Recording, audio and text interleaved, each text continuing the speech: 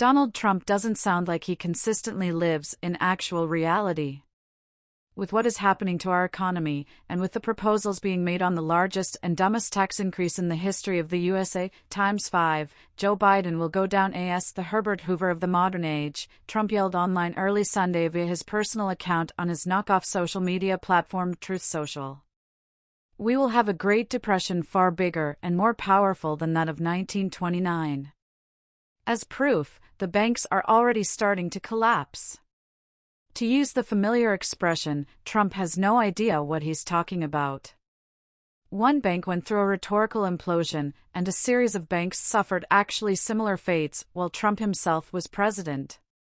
It's a thing that happens, for which the federal government has safeguards ready. As for taxes, Joe Biden has been very consistent in committing to the ideal of not raising taxes on those making many everyday incomes, instead targeting higher earners, often much higher earners. Trump's claims are so ridiculous that you barely even need a fact-check more comprehensive than that. Unemployment remains generally low, and large numbers of jobs, beating expectations, keep getting added to the U.S. economy month by month as the country only further recovers from the economic ravages of the COVID-19 pandemic.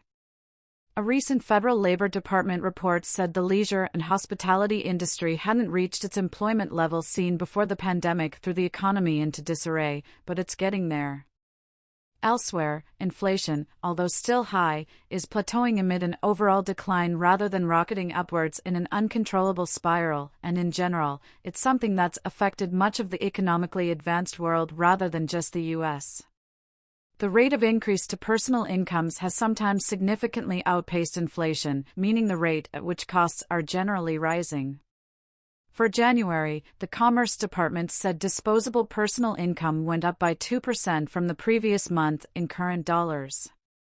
The overall jump in prices in the same span of time was 0.6%. Atop these signs of progress, the Biden team also continues its support for various domestic industries like clean energy and technology, besides others.